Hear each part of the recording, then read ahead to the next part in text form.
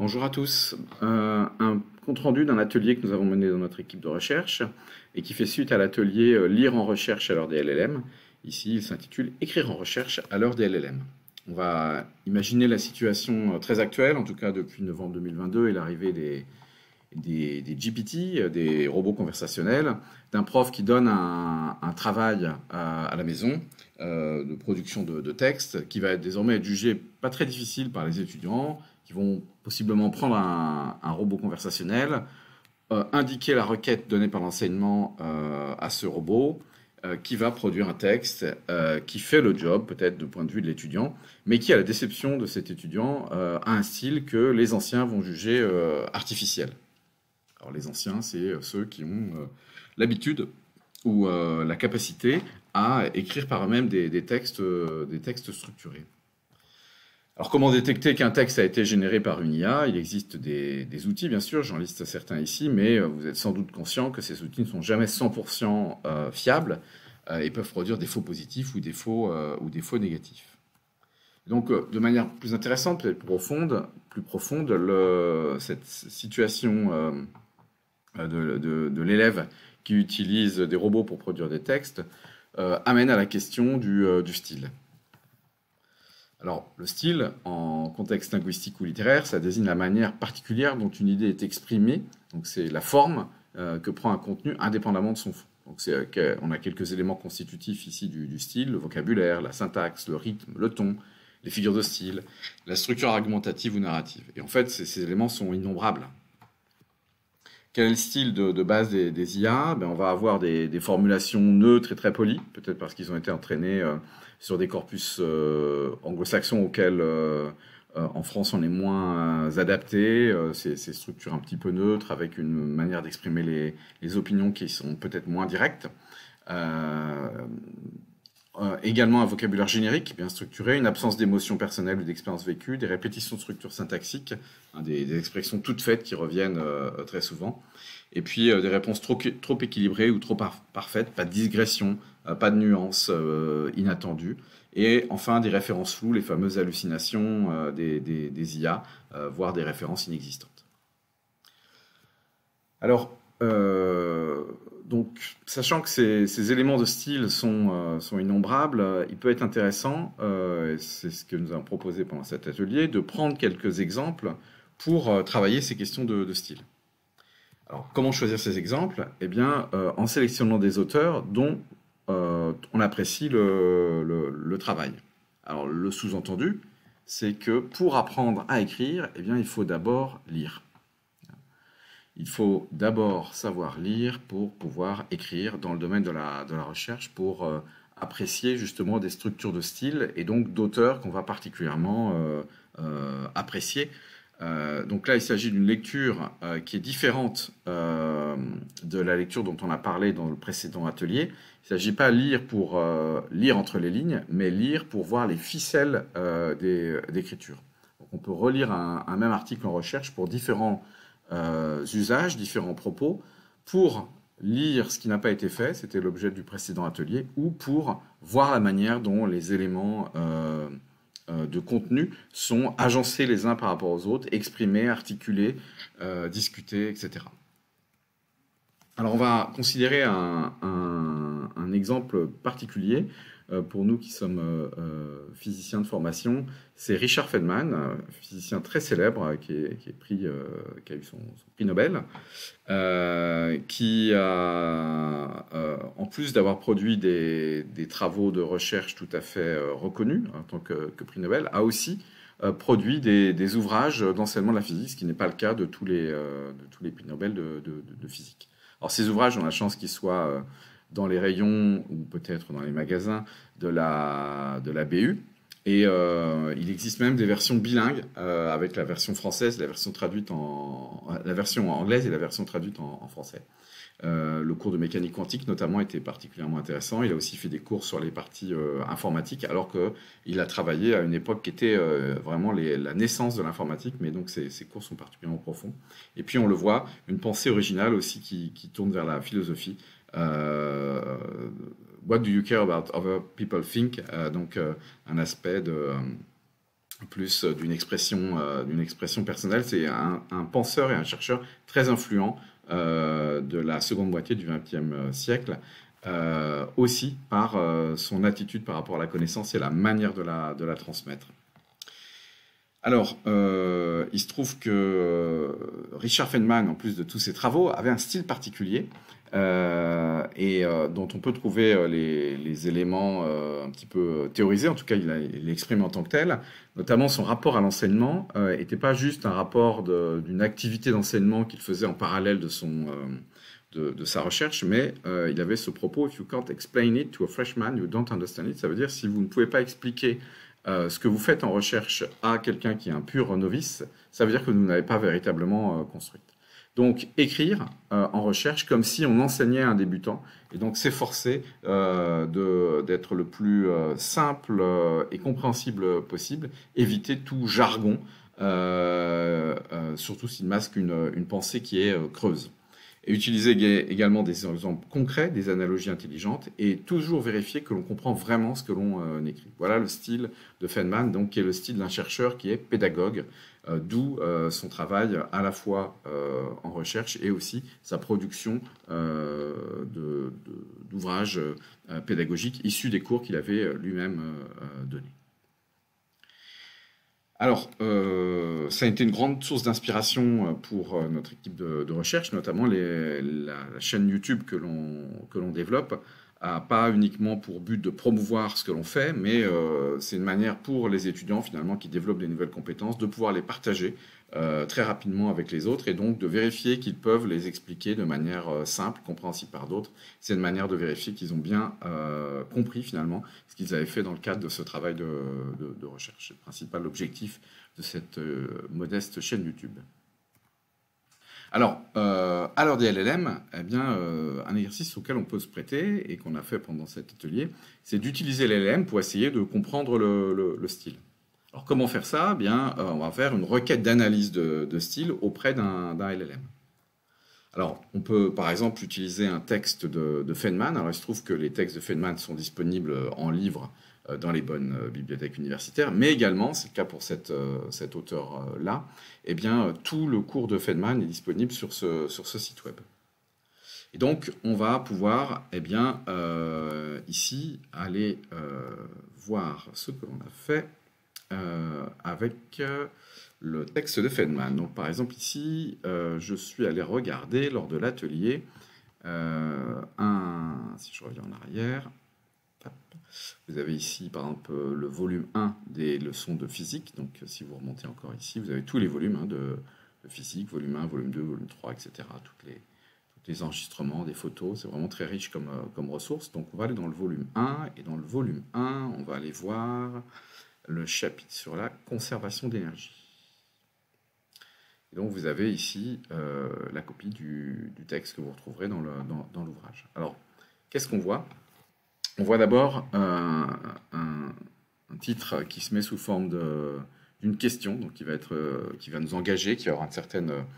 on sait ce qu'on va trouver, on va répondre à cette question dans cette partie-là. Ce sont des titres qui engagent le lecteur d'une certaine manière. Et puis ensuite, il va nous faire une transition avec ce qui s'est passé avant. Donc, dans ce chapitre, on va commencer à donner des aspects détaillés de ce qu'est la physique, après avoir défini notre description de la physique d'une manière générale dans les précédents chapitres. Donc, il commence par faire une phrase de transition par rapport à ce qu'on avait avant. Et cette phrase de transition ne peut pas constituer un paragraphe. Elle va s'articuler avec une deuxième phrase qui fait le lien avec le paragraphe suivant. Pour illustrer les idées et le genre de raisonnement qui vont être utilisés de manière théorique, on va commencer par examiner une loi de base de la physique, la conservation de l'énergie. Vous voyez, cette transition se fait en deux phrases. Et puis ensuite, il va nous introduire cette notion de conservation d'énergie. Donc il va dénommer, donc on voit, il définit cette notion de conservation d'énergie. C'est un fait où, si vous voulez, une loi qui gouverne tous les phénomènes de la nature. Il ne fait pas d'exception. C'est exacte jusqu'à preuve du contraire. Cette loi, c'est la conservation de l'énergie, et elle dit ainsi de suite. Donc vous voyez que on amène les choses aussi progressivement. Donc il y a une certaine idée de délier ici.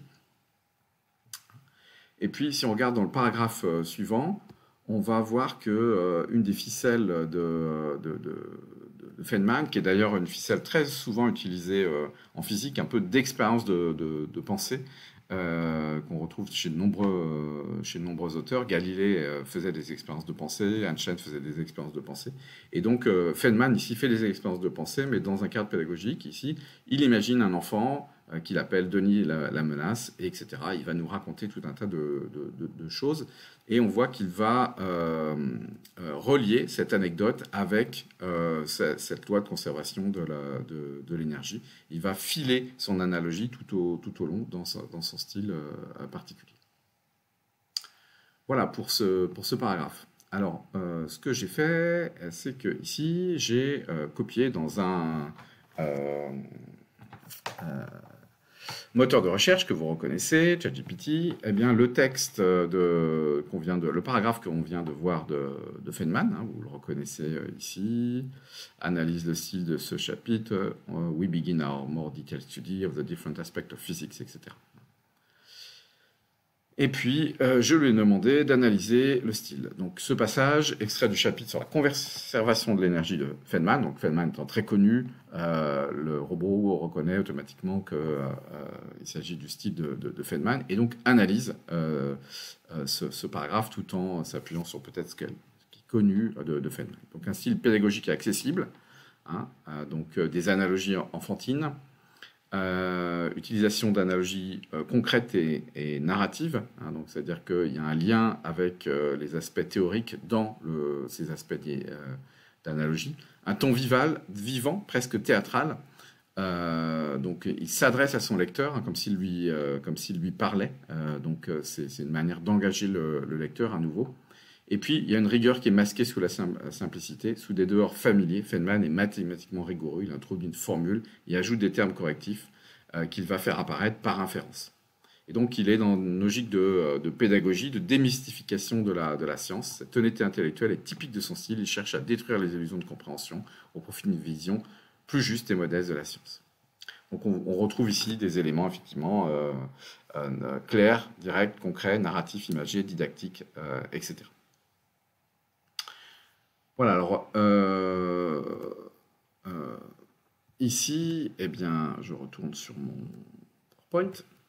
Alors, on peut faire ça avec d'autres auteurs, et on l'a fait avec une autre source d'inspiration chez nous à Imorphen, c'est notre collègue François Chapeau-Blondeau, qui est un professeur émérite actuellement de l'Université d'Angers, qui a été mon directeur de thèse, qui a encadré aussi notre collègue Étienne Belin, et puis qui a fait toute sa carrière au laboratoire à l'ARIS, comme un certain nombre de collègues, Benjamin Drasti, Étienne et moi notamment.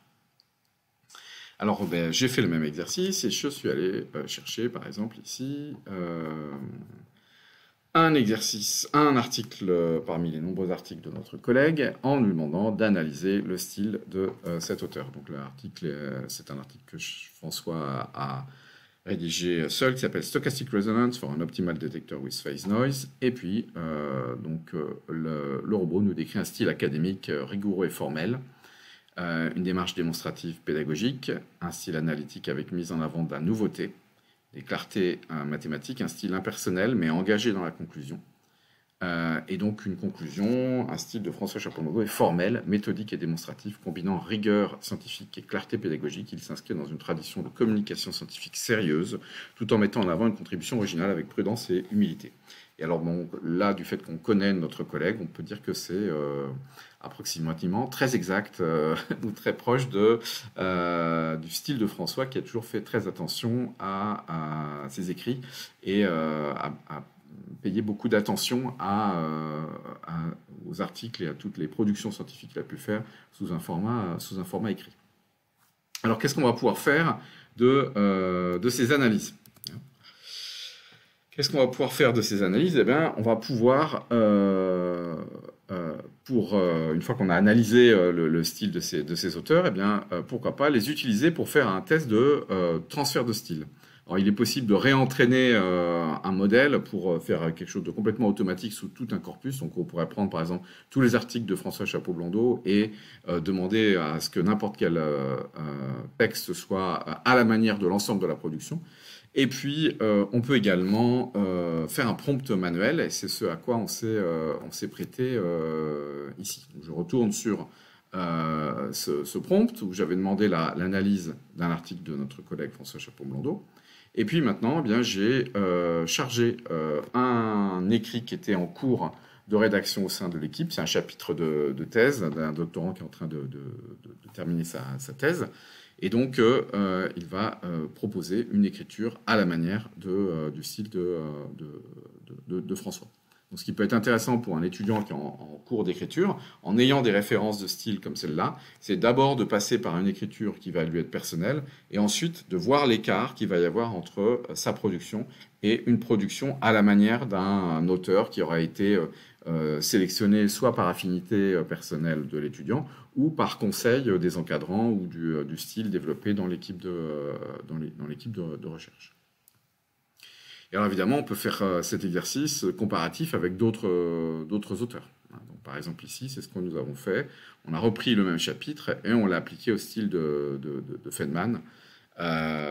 Donc ici, il s'agit d'un chapitre qui parle de scan adaptatif dans des méthodes de microscopie point par point. Donc on a un microscope qui va scanner point par point, et avec l'étudiant on a développé des méthodes de scan pour essayer d'accélérer un petit peu tout ça. Et donc on retrouve le style de Feynman ici, très oral. Alors maintenant on a ces chouettes protocoles, 2 passes, 3 passes, qui accélèrent drôlement bien les mesures rarement. C'est comme si on essayait d'aller plus vite dans un supermarché en ne prenant que les articles les plus importants. Mais voici une leçon qu'on apprend vite, surtout en bricolant ou en élevant des enfants. Quand on essaie d'aller plus vite ou d'optimiser quelque chose, on finit souvent par rendre le tout plus fragile. Voilà, donc qui semble intéressant de voir. Alors évidemment, là, le style me paraît très emphatique et peut-être assez loin du style de thèse qu'on a habituellement, mais ça nous permet de bien comprendre, une fois qu'on est parti de son propre style ou d'un premier jet, comment il pourrait évoluer ou comment on pourrait le peaufiner, et finalement de voir en quoi notre écriture à un moment donné nous écarte du style d'un auteur dont on aurait bien aimé les écrits. Voilà l'exercice auquel on s'est prêté. Donc un article en cours au sein d'une équipe de recherche, et puis le passage au style d'un auteur de son choix, et puis l'analyse de l'écart entre le style de départ et puis le style d'arrivée. Alors, à l'issue de ce petit exercice, on a fait un petit tour de table pour voir comment chacun, finalement, au sein de l'équipe, permanent, jeunes de tous les âges, utilisait ces outils. Alors certains nous ont témoigné du fait qu'ils utilisaient les LLM pour compenser des biais. Par exemple, ils sont conscients qu'ils ont un style qui peut, par exemple, être très littéraire. Ils vont demander au modèle d'épurer un petit peu ce style, ou à l'inverse, peut-être un style trop sec qui va s'agir de délayer, un peu à la manière de ce qu'on a vu pour Feynman, qui exprimait une idée sur plusieurs phrases, là où des fois les étudiants ont tendance à vouloir dire toutes les choses de manière un petit peu trop condensée.